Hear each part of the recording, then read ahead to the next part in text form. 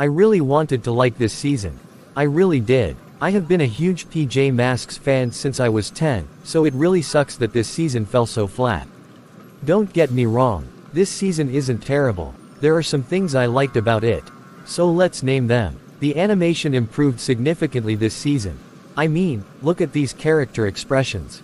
They look a lot more cartoony this time around. And I don't care what anyone says, this new theme song is absolute fire.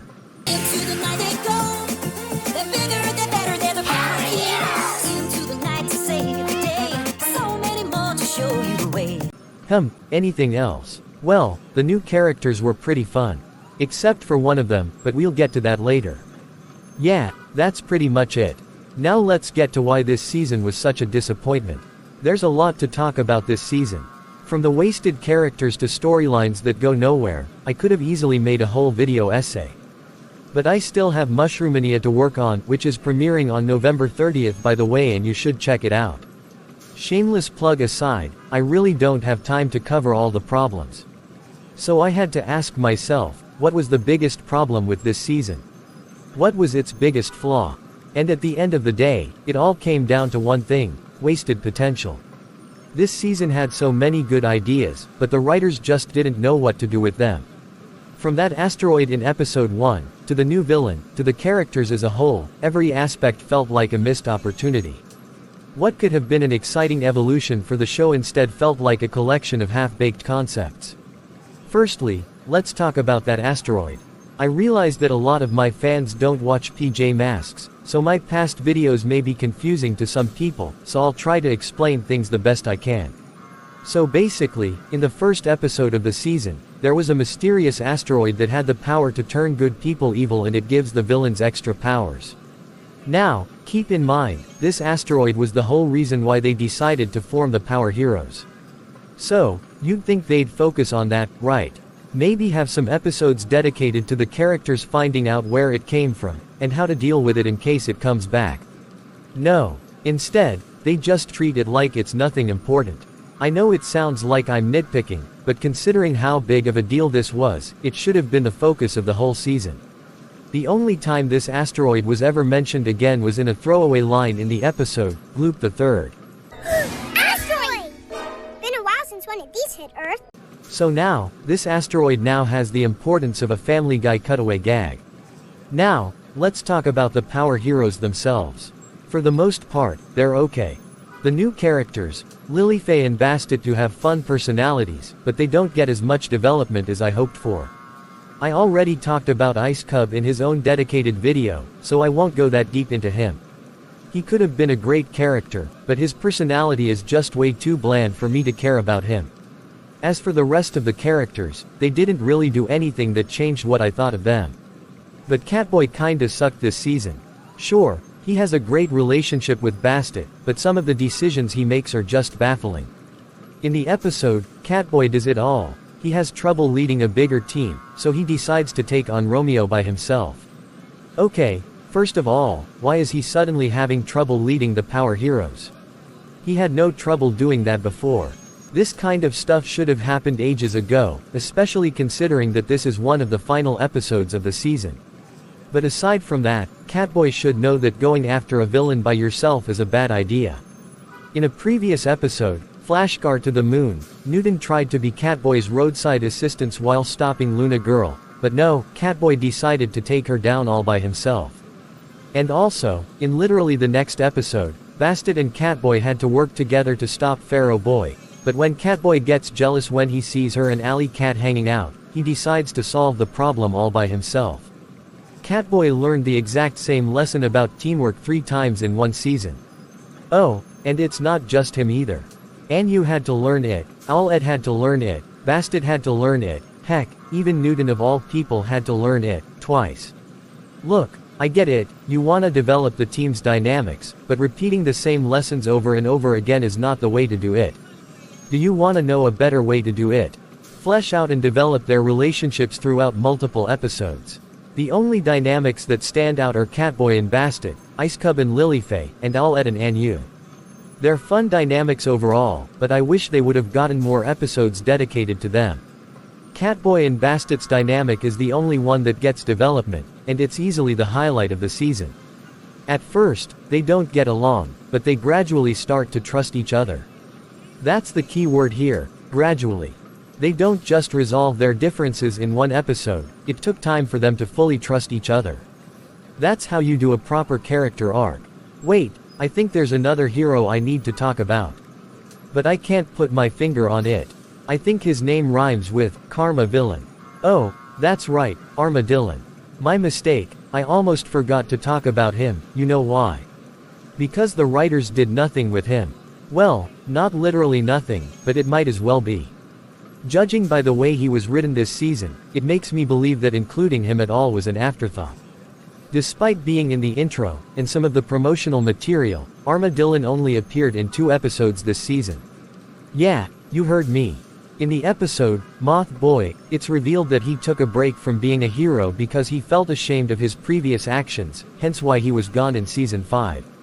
Honestly, I wasn't expecting them to give an in-universe reason on why he's been gone for so long. But the reason they gave us is actually very well written. Armadillon did cause a lot of problems in the past, he caused a lot of destruction, he unintentionally helped the villains sometimes, and he even attacked the main heroes on several occasions. But that's a good thing. It made his character realistic and natural. And it was a great way to show kids that sometimes, even heroes can be flawed, and it makes sense why he would feel ashamed of his past actions. Also, in this episode, he gets a new power. And it's probably the lamest power-up in the whole show. Heck, it's not even a new power, it just gives him a little extra strength. That's it. Overall, Moth Boy isn't really a great episode, but it does give Armadillon some well-deserved development. But leave it to the next episode to just throw that all out the window. If you saw my previous PJ Masks video, you already know what happens, but just to recap, after all that character development, after getting a new power, which isn't even a new power but my point still stands, after everything this character has been through, he just quits being a power hero. For no reason. The writers really dropped the ball here. Armadillon had the potential to bring depth and complexity to the team, but instead, TGE writers just threw him away like yesterday's trash. And now, let's talk about the new villain, Gloop III.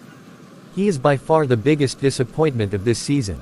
He had so much potential to be one of the most interesting villains in all of PJ Masks, but just like everything else this season, the writers didn't flesh him out properly, causing him to become so uninteresting. Let's get to my minor complaints first. I don't like his design. It just looks so creepy. Look, I know he's an alien, and aliens are supposed to look creepy, but Gloop just looks so weird, and not in a good way. His eyes are way too big, the proportions are off, and they just copied Octobella's tentacles and plopped it on his head. And overall, he just doesn't look like he belongs in the PJ Masks universe. If you like this design, good for you, but I really don't like it.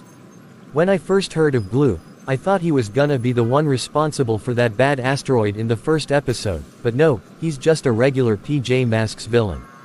Basically, Gloop III is an evil alien from the planet Gloop. And he wants to gloop the entire galaxy. What? His name is Gloop, his planet is Gloop, and he wants to cover the entire galaxy in Gloop. From this description alone, he sounds like the most generic villain of all time. But believe it or not, there is a bit more to his character than meets the eye. Listen to this line right here. Finally, I found a planet, and I'm gonna gloop it. Why? It's fun! It's stinky! I come from a long line of gloopers, and all of them have glooped 1,000 planets each. I just started. This is my first planet. It'll be glooptastic! So Gloop does have an actual motivation to do what he does, which is actually very rare for this show.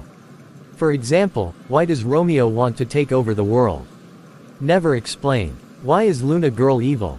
Never explained. Why couldn't they just stick to this? Making Gloop want to live up to his family's legacy gives him some actual depth, and stops him from being one note. I mean, I think it would be a lot more interesting if he was responsible for the bad asteroid, but this could have worked too. But just like the asteroid itself, Gloop's family barely ever gets mentioned again except for a throwaway line in a later episode. But do you know what the worst thing about this character is? His redemption arc. Yeah, you heard me. Gloop III has a redemption arc. Actually, I don't even think I should call it a redemption arc. An arc is a story that is carried out in multiple episodes. Gloop's redemption all happens in the span of one episode. And not just one episode, the final episode of the season. In the season finale, Gloop teams up with Romeo to take down the Power Heroes, only for Romeo to betray him to steal all his Gloop from planet Gloop. So the heroes convince Gloop to help them protect his own planet instead of invading others. And that's all it takes for him to flip onto the good side. Where do I even start? Seriously. That's all it takes for Gloop to change. One conversation with the Power Heroes was enough to turn him good. Not just for this episode, but in general. What? Kids are not that dumb, they're gonna have so many questions. There are some instances where the heroes team up with villains to stop a bigger threat, but they never fully redeem themselves. They just go back to being evil in the next episode. Yet for some reason, Gloop is just this weird exception. Heck, even Ortish's redemption was more believable than this. Yeah, unless you're a die-hard PJ Masks fan like me, you probably have no idea who this character is, especially since she barely shows up. So basically, Ortisha was a plant-themed villain introduced in Season 5. But in the episode, Pondweed Party, she redeems herself and is now a friend of the PJ Masks. Now, I won't act like her redemption was great either since it also happened in one episode, but at least it makes sense why they redeemed her. Ortisha had a rather sympathetic motivation. She never wanted to take over the world, she just wanted to protect her plants despite how destructive they are. She saw herself as the good guy and the PJ Masks as the bad guys. And while I do wish she had more episodes dedicated to her so her redemption could feel more earned, at least it's logical. But if you're gonna redeem a villain who tried to Gloop the entire galaxy, you're gonna have to put more effort into it. And it's not like Ortisha where she only had a few episodes to work with. Gloop had multiple episodes dedicated to him, and he did play a big part of the season, so they could have fleshed him out more. If you're gonna redeem Gloop in not only one episode, but in the final episode of the season, then this should have been an hour-long special. This could give Gloop a lot more time to flesh out. Sure, some of my problems would still be there, but at least it would be more natural. This finale in general just felt so rushed. It really should have been an hour-long special, everything happened way too fast. Romeo's betrayal, Gloop's redemption, all of it. In conclusion, this season of PJ Masks had so much potential, but it fell short in nearly every way that mattered. From underdeveloped character arcs to repetitive lessons, wasted new characters, and a rushed finale, it's clear the writers didn't fully capitalize on the opportunities they had. Gloop, in particular, was a prime example of squandered potential. He could have been one of the most compelling villains in the series, but instead, his story felt lazy and unearned. There were bright spots, like the dynamic between Catboy and Bastet and the occasional moments of character growth, but they weren't enough to save the season from mediocrity. Kids shows don't have to settle for good enough. They can be creative, thoughtful, and well-written while still being fun and accessible for younger audiences. Unfortunately, this season of PJ Masks seemed to forget that, leaving us with a season that was more frustrating than fulfilling. Anyways, that's it for this video. Make sure to like, subscribe, and watch the premiere of Mushroomania on November 30th. And until next time, party on.